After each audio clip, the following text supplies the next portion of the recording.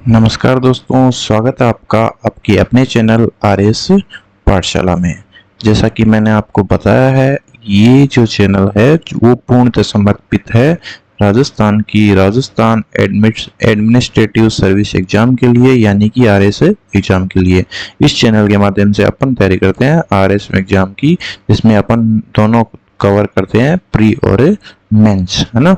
इसी सीरीज में अपन पढ़ रहे हैं अभी जो अपन पढ़ रहे हैं वो पढ़ रहे हैं भारतीय संविधान। हमने सबसे पहले ये टॉपिक क्यों चुना है? क्योंकि ये टॉपिक बहुत ही स्कोरिंग है और ये प्री और मेंस दोनों में एक जैसा ही पूछा जाता है, ठीक है। और ये पार्ट 3 में है ना। जीएस पार्ट, सॉरी, ये जो भाग जीएस पेपर थर्ड है ना, जीएस पेपर थर्ड में ये हमारे सिलेबस में है, और प्री में भी ये जो सेम टॉपिक जो मेंस में है वही प्री में है। अभी एक बात और मेन इंपॉर्टेंट है कि ये अपन पढ़ कहाँ से रहे हैं, तो इसके लिए आपको कहीं से कोई नोट्स वोट्स कुछ लेने की जरूरत नहीं है। इसके लिए सबसे बेस्ट हमारी बुक है एम लक्ष्मीकांत सर की बुक, है ना। तो हम उसी बुक से ये चैप्टर कवर करेंगे। इंडियन कॉन्स्टिट्यूशन का पूरा चैप्टर अपन कवर करेंगे एम लक्ष्मीकांत सर की बुक से। और मैं अभी जो बुक यूज कर रहा हूँ वो है 7th एडिशन। तो मैं आपको भी रिकमेंड करूंगा कि आप भी एम लक्ष्मीकांत सर की 7th एडिशन बुक लेके आओ और वीडियो देखो, और उसके बाद आप बुक को स्टडी करो, तो आपको चीजें बेटर समझ में आएगी। तो अब बिना देरी किए अपन शुरू करते हैं। जैसा कि मैंने आपको बताया कि अपन पढ़ रहे हैं इंडियन कॉन्स्टिट्यूशन।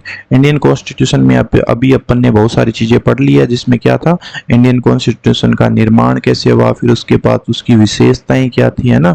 उसके बाद उसको संशोधन कैसे किया जा सकता है ना।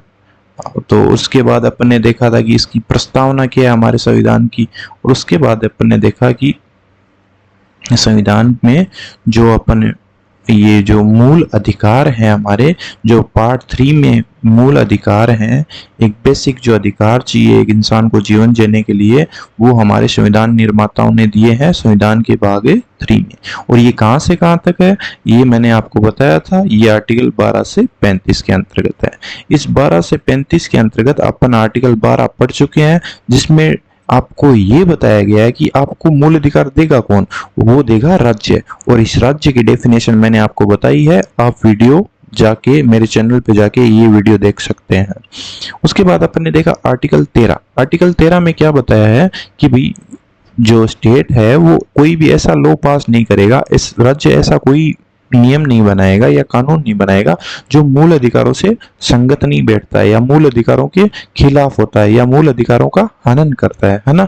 तो ऐसी कोई भी विधि नहीं बनाएगा। उस विधि को कहाँ डिस्क्राइब किया हुआ है, आर्टिकल 13 में। तो इसके लिए आपको आर्टिकल 13 वाला मेरा वीडियो देखना पड़ेगा। उसके बाद अपने देखा कि आर्टिकल 14 में क्या है ना। आर्टिकल 14 में ये बताया कि कानून के समक्ष सब क्या है, समान है। इंडिया में कौन सा नियम चलता है, रूल ऑफ लॉ। इंडिया में कौन सा नियम लगता है, रूल ऑफ लॉ। फिर इसको फर्दर 2 देशों से हमने इसको अडॉप्ट किया है, एक तो ब्रिटेन से और एक अमेरिका से, है ना। तो इसके लिए भी आपको वीडियो देखना होगा, जो आर्टिकल 14 का मेरा वीडियो है वो देखना होगा।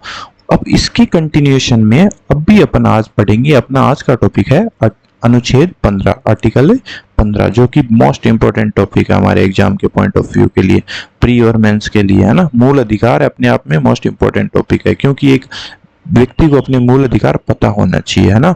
नागरिक है हमारे देश के, उनको अपने मूल अधिकारों का पता होगा, तभी तो वो अधिकारों की रक्षा कर सकेंगे।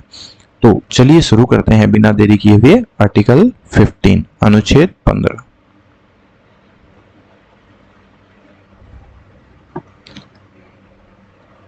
अब हमारे संविधान के अनुच्छेद 15 में मूलतः 3 क्लॉज थे, 15(1), 15(2) और 15(3).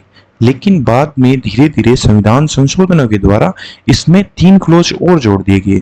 तो 1951 में इसमें फर्स्ट अमेंडमेंट आया। जो कौन सा अमेंडमेंट था, जो प्रथम संशोधन अधिनियम था ना इंडिया के कॉन्स्टिट्यूशन का फर्स्ट अमेंडमेंट था ना, वो उससे क्या किया, आर्टिकल 15 में क्लॉज 4 जोड़ा गया। उसके बाद फर्दर क्या हुआ,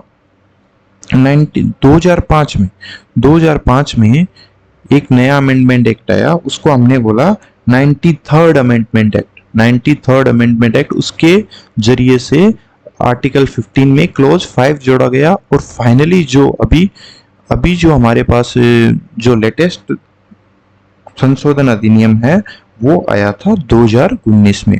तब अपन ने देखा था कि 10% रिजर्वेशन दिया था किसको, जनरल जो, या आप बोल सकते हो जो ओबीसी एसटी के अंतर्गत नहीं आते, उन लोगों को 10% रिजर्वेशन दिया गया उनके बैकवर्ड होने की वजह से, इकोनॉमिकली बैकवर्ड होने की वजह से, और ये था अमेंडमेंट एक्ट ऑफ 103।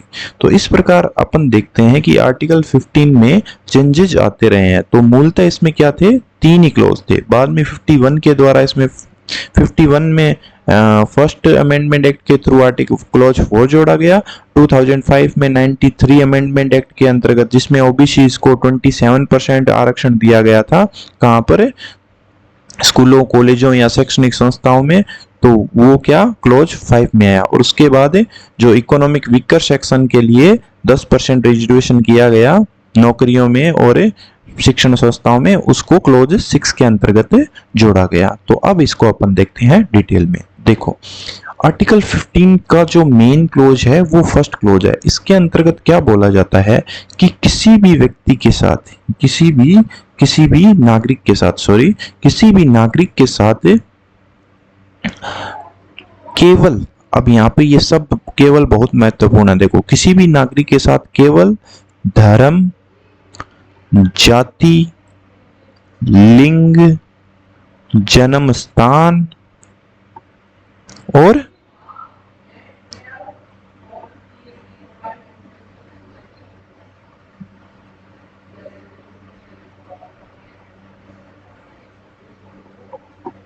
मूल वंश के आधार पर विभेद नहीं किया जाएगा, है ना, विभेद नहीं किया जाएगा।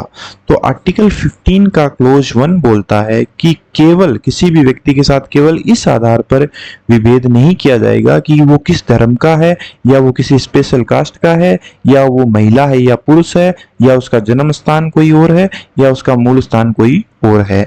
तो ये किसको बोलता है आर्टिकल 15(1), ये बोलता है स्टेट को, कि स्टेट यानी कि राज्य, और राज्य की परिभाषा मैंने आपको बता दी है ना, आर्टिकल 12 में राज्य आपको पता चलेगा। तो राज्य किसी भी व्यक्ति के साथ केवल धर्म, जाति, लिंग और जन्म स्थान या मूल वंश के आधार पर विभेद नहीं करेगा। यानी कि मान लो कोई भी स्टेट ने हॉस्पिटल खोला है, ठीक है, हॉस्पिटल खोला है, तो उसमें स्टेट ये नहीं बोल सकता कि इसमें पर्टिकुलर कास्ट के या पर्टिकुलर रिलीजन के या कोई या आप बोल सकते हो कि कोई किसी को, भाई कोई बीकानेर का है तो उसको दूसरे यहाँ के हॉस्पिटल में इलाज नहीं मिलेगा, ऐसा अपन नहीं बोल सकते हैं। हाँ, छोटी मोटी कुछ शर्तें हो सकती है, लेकिन ऐसा कॉन्स्टिट्यूशन हमें क्या करता है, रोकता है ऐसा करने से। तो पहला क्लोज हो गया। उसके बाद देखते हैं दूसरा क्लोज। अब देखो, जो दूसरा क्लोज है वो पहले क्लोज का ही कंटिन्यूएशन है। कैसे? दूसरे क्लोज में बोला गया है कि दुकानों, सार्वजनिक भोजनालयों या फिर होटलों या फिर सार्वजनिक कोई भी स्थान है, कोई भी सार्वजनिक स्थान है, वहां पर भी किसी व्यक्ति को जाने से रोका नहीं जाएगा। किस बेसिस पे? धर्म, जाति, लिंग, जन्म स्थान और मूल वंश के आधार पर। ठीक है, तो आर्टिकल 15(1) ये बोलता है, 15(1) में बस इतना बोला गया कि धर्म, जाति, लिंग, जन्म स्थान और मूल वंश के आधार पर विभेद नहीं किया जाएगा। फिर इसको और अलग से डिस्क्राइब किया गया कि किसी भी व्यक्ति को, किसी भी नागरिक को आप दुकानों, भोजनालयों, होटलों या कोई भी सार्वजनिक स्थान है, उन्हें इस आधार पर प्रवेश निषेध नहीं किया जाएगा या अन्य कोई प्रकार का विभेद नहीं किया जाएगा, क्योंकि वो किसी एक धर्म के हैं, किसी एक जाति के हैं, कोई या वो महिला या पुरुष है, या जन्म स्थान उनका कुछ और है, या मूल वंश उसका कुछ और है। इस आधार पर विभेद नहीं किया जाएगा। फिर इसी आर्टिकल में दूसरा यह बोला गया है, इसको अपन आगे देखेंगे, आगे लिखेंगे। इसी में ये तो पहला पॉइंट हुआ आर्टिकल, ये क्लोज 2 का। क्लोज टू का पहला पॉइंट। और दूसरे पॉइंट में बोला गया है कि कोई भी ऐसी जगह हो, जैसे कि कोई तालाब हो, ठीक है, कोई तालाब हो या कोई सड़क हो या कोई सार्वजनिक मनोरंजन का स्थान हो, ठीक है, सार्वजनिक मनोरंजन का स्थान हो। तो यहाँ पर भी आप आम जनता को या किसी नागरिक को इस आधार पर जानने के लिए नहीं रोक सकते कि वो किसी एक धर्म से आता है, किसी एक जाति से आता है, या उसका लिंग क्या है, या जन्म स्थान कौन सा है, या मूल वंश कौन सा है, ठीक है। तो कुल मिला के अपन ने देखा कि आर्टिकल 15(1) और 15(2), 15(1) और 15(2) में तो एक जैसी बातें हैं। तो आप बोलोगे कि भाई इनको 2 पॉइंट बनाने की क्या जरूरत है? 2 पॉइंट बनाने की इसलिए जरूरत है क्योंकि जो आर्टिकल 15(1) है उसमें खाली राज्य को निषेध किया गया है कि राज्य इन आधार पर डिस्क्रिमिनेशन नहीं करेगा। लेकिन 15(2) में ये जो डिस्क्रिमिनेशन है ना, उन वो किस किस को रोका गया है वो डिस्क्रिमिनेशन करने के लिए? इसमें जो नागरिक है उनको भी डिस्क्रिमिनेट करने के लिए रोका गया है, और जो स्टेट है उनको भी डिस्क्रिमिनेट करने से रोका गया है। यानी कि कोई व्यक्ति दुकान खोलता है, मान लो किसी ने मोबाइल रिपेयरिंग की दुकान की, तो वो ऐसा नहीं कर सकता कि भाई यहाँ पर आप है ना केवल महिलाओं के लिए मोबाइल सही किए जाते हैं, या यहाँ पर केवल मोमडनों के मोबाइल ही रिपेयर किए जाते हैं, या यहाँ पर केवल हिंदुओं के मोबाइल ही रिपेयर किए जाते हैं, या यहाँ पर कोई बस ऐसा है कि कोई एक वंश है उसके ही मोबाइल रिपेयर किए जाते हैं। तो इस आधार पर विभेद नहीं किया जाएगा। तो यहाँ पर क्या है, आर्टिकल 15 क्लोज 2 में नागरिकों को भी रोका गया है, जबकि आर्टिकल 15 क्लोज 1 में केवल स्टेट को रोका गया है। तो ये फर्क है इसमें। उसके बाद अपन देखते हैं 15 क्लोज 3। अब देखो यहां तक अपन ने जो भी पढ़ा ना, अब आर्टिकल 15(3), 15(4), 15(5) और 15(6) ये सब क्या है? अपवाद है। या फिर आप ऐसे बोल सकते हो कि इन ये जो फर्स्ट जो दो क्लोज में बात बोली गई है ना, उनके विपरीत आगे बातें आएगी या इनके अपवाद आएंगे। तो पहला अपवाद तो क्या था? मूल संविधान में ही लिखा गया, और वो जरूरी भी है। जरूरी इसलिए है कि जैसे ही अपन ने देखा था ना आर्टिकल 14 में, इंडिया में 2 तरह से कानून को चलाया जाता है। एक तो क्या है, कानून के समक्ष क्षमता, और एक दूसरा क्या है, समान संरक्षण। क्यों समान संरक्षण क्यों जरूरी है? क्योंकि एक छोटा बच्चा और एक बड़े इंसान में विभेद करना जरूरी है। क्यों? क्योंकि दोनों की परिस्थितियां अलग है। तो इसी आधार पर आर्टिकल 15(3) जोड़ा गया। आर्टिकल 15 क्लोज 3 में बोला गया कि स्टेट ये तो ठीक है, धर्म, जाति, लिंग और जन्म स्थान के मूल वंश के आधार पर विभेद नहीं करेगा, लेकिन आर्टिकल 15(3) में महिलाओं और बच्चों, किसको? फीमेल्स और बच्चों, चिल्ड्रंस के लिए विशेष प्रावधान करने से नहीं रोका गया है। यानी कि कॉन्स्टिट्यूशन ये तो बोलता है कि आप रिलीजन, आप कास्ट, आप सेक्स, आप प्लेस ऑफ बर्थ या किसी भी एक वंश से हो तो उसके आधार पर भेद नहीं करोगे। साथ ही हमारा 15 क्लोज 3 ये बोलता है कि महिलाओं, फीमेल्स और चिल्ड्रन के लिए आप विशेष प्रावधान कर सकते हैं। तो ये एक अपवाद हो गया ना इसका, ठीक है। तो ये अभी तक तो बात हुई मूल संविधान की अपनी। अब इसमें क्या हुआ, जो अनुच्छेद 15 है उसमें और क्लॉज धीरे धीरे जुड़ते गए। तो वो देखते हैं हम क्या हुआ आगे। अब देखो, जैसा कि मैंने आपको बताया था कि सबसे पहले amendment act, first amendment act कब हुआ कॉन्स्टिट्यूशन में हमारे, बताओ?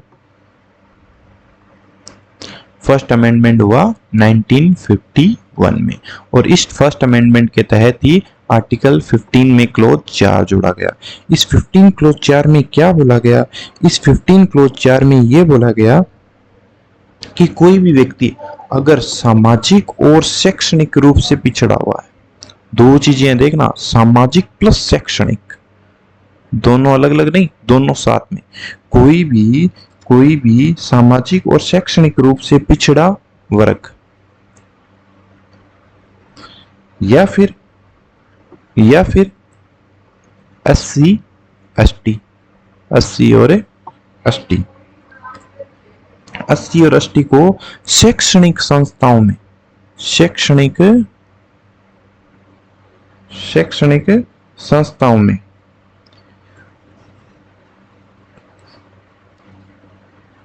सॉरी शैक्षणिक संस्था तो क्लोज फिफ्थ है, क्लोज फिफ्थ है।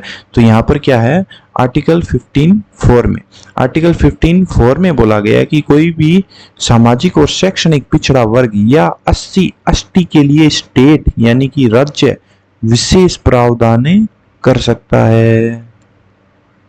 अब देखो वहां तो क्या बोला गया कि भाई आर्टिकल 15(3) में क्या बोला गया था, वो तो कहा ओनली फीमेल और चिल्ड्रन के लिए। अभी और कौन आ गया इसमें, इसमें आ गया सामाजिक और शैक्षणिक रूप से पिछड़ा वर्ग और 80 और एसटी के लिए स्टेट विशेष प्रावधान कर सकता है। ठीक है, कौन से अमेंडमेंट एक्ट के तहत, 1951 में जो फर्स्ट अमेंडमेंट एक्ट हुआ था ना, first amendment of the constitution, तब ये जोड़ा गया। उसके बाद अपनी बुक जैसा कि आपको एक बार मैं दोबारा याद दिला दूं कि अपन पढ़ रहे हैं हम लक्ष्मीकांत सर की बुक, तो इसी से आपको रिवीजन करना है बार बार, तो आपका अच्छे से तैयारी होएगी। और मैं भी आपको इसी बुक का रेफरेंस लेकर ही पढ़ा रहा हूं। अब भी देखते हैं आर्टिकल 15(5). अब देखो भाई आर्टिकल 15(4) में ये बोल दिया गया कि सामाजिक शैक्षणिक रूप से पिछड़ा वर्ग या 80-80 के लिए विशेष प्रावधान कर सकते हैं। अभी क्या बोला गया, एक प्रावधान किया गया, और उस प्रावधान को कब लाया गया, उस प्रावधान को लाया गया 2005 में, 2005 में। और कौन से अमेंडमेंट एक्ट के तहत, कॉन्स्टिट्यूशन अमेंडमेंट एक्ट 1903, 93वां संशोधन अधिनियम। इसमें क्या बोला गया, इसमें यह बोला गया कि सामाजिक और शैक्षणिक रूप से पिछड़े वर्गों और 80 और एसटी को शैक्षणिक संस्थाओं में प्रवेश, पहले क्या था, पहले यह था कि भाई नौकरियों में आरक्षण था, फिर शैक्षणिक संस्थाओं में प्रवेश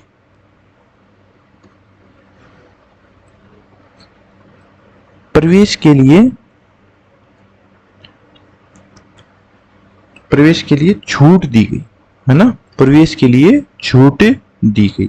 अब यहाँ पे क्या हुआ देखो, अब यहाँ पे यह हुआ कि भाई आर्टिकल 15 के क्लोज 4 में ये बोला कि सामाजिक और शैक्षणिक रूप से पिछड़े और 80-80 समुदाय को आप विशेष प्रावधान कर सकते हो। और यहाँ पर विशेष प्रावधान क्या किया गया कि सामाजिक और शैक्षणिक रूप से पिछड़े वर्ग और 80-80 के शैक्षणिक संस्थाओं में प्रवेश के लिए छूट दी गई।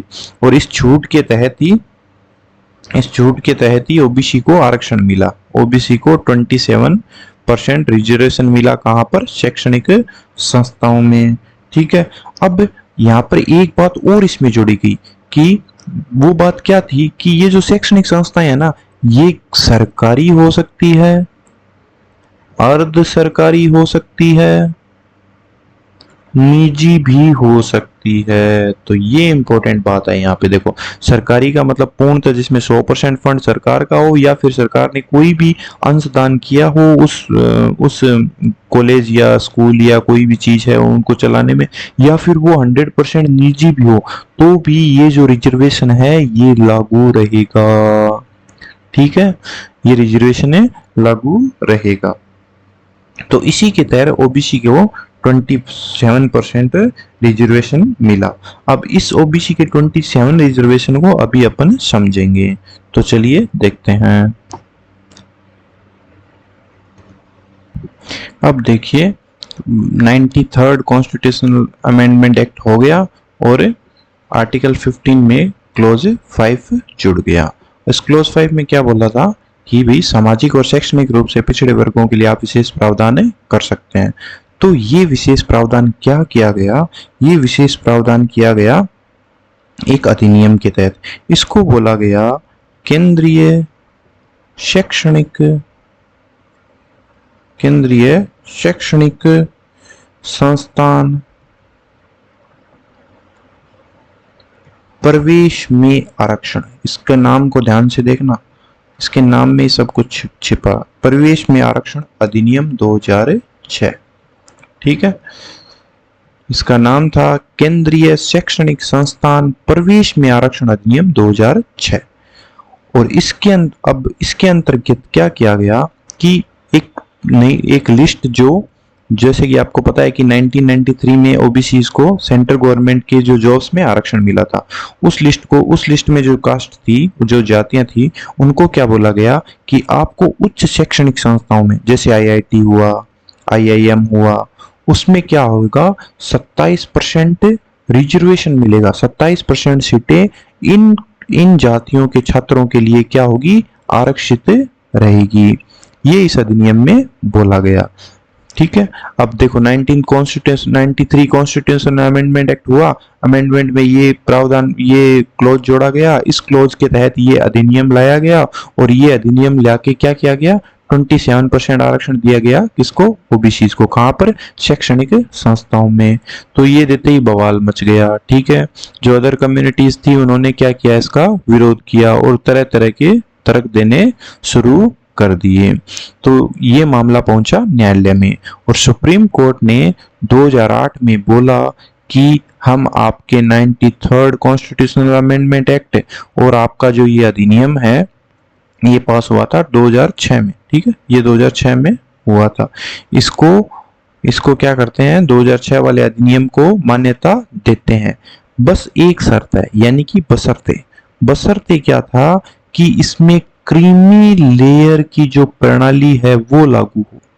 अब ये क्रीमी लेयर क्या है वो देखते हैं। यानी कि सुप्रीम कोर्ट ने मान लिया कि जो कॉन्स्टिट्यूशन अमेंडमेंट एक्ट है 93 वो भी सही है और जो ओबीसी को आरक्षण देना है वो भी सही है। दोनों बातें सही है और कॉन्स्टिट्यूशनल है, ठीक है, कॉन्स्टिट्यूशनल है। तो ये बातें मान ली, लेकिन एक शर्त रख दी सुप्रीम कोर्ट ने कि जो आप क्रीमी लेयर का जो आपने व्यवस्था रिजर्वेशन में दी रहे हैं ना, नौकरियों में रिजर्वेशन में दी है, वो व्यवस्था आप प्रवेश में भी, किसमें, प्रवेश में आरक्षण में भी लागू करोगे। अब वो क्रीमी लेयर क्या होता है वो देखते हैं, चलो।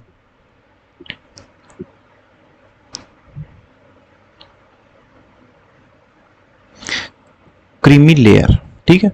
तो ये क्रीमी लेयर वर्ड पुराना नया नहीं था, क्यों, क्योंकि 1993 में जब ओबीसी का रिजर्वेशन लागू हुआ था तो क्रीमी लेयर उसमें भी जुड़ा हुआ था। क्रीमी लेयर से मतलब है कि ये जो ओबीसी कास्ट की, ओबीसी की ये जो लिस्ट बनाएगी, इसमें जो भी कास्ट है उस कास्ट के संपन्न वर्ग के लोगों को आरक्षण का लाभ नहीं मिलेगा। यानी कि उस कास्ट के या इस ग्रुप में जो भी कास्ट है उन लोगों के संपन्न वर्ग में जो भी आएंगे वो जनरल के तहत ही काउंट होंगे। अब ये संपन्न वर्ग को कैसे डिसाइड किया गया वो अपन आगे पॉइंट्स में देखेंगे, ठीक है। हालांकि ये बुक में जो पॉइंट दिए गए हैं ना वो अब पुराने हो गए हैं ज्यादातर और उनमें रिवीजन आ गया है, तो अपन रिवीजन के हिसाब से देखेंगे। तो ये क्रीमी लेयर में सबसे पहले आता है संवैधानिक पद धारण करने वाले लोगों का मतलब यहां से उनके बच्चों को होगा, ठीक है। ये क्रीमी लेयर का जो सिस्टम है ना उनके बच्चों पे लागू होगा। तो अगर किसी के पिता राष्ट्रपति है,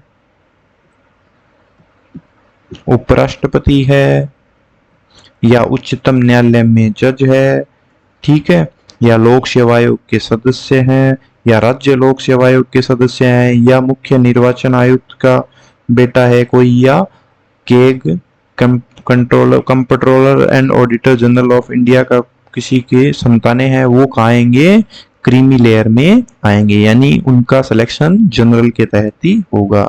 दूसरा पॉइंट इसमें ये बोला गया कि ग्रुप ए और ग्रुप बी के जो ऑफिसर्स है ना उनके बच्चों को भी क्रीमी लेयर में माना जाएगा। इसके अलावा अगर कोई प्राइवेट कंपनी में भी बड़ी बड़ी पोस्ट पे हैं उनको भी, जैसे बैंक हुई, बीमा कंपनियां हुई, यहाँ पर भी कोई बड़ी पोस्ट पे है, इन पोस्ट के बराबर में या आर्थिक रूप से संपन्न है तो उनको भी क्रीमी लेयर में गिना जाएगा।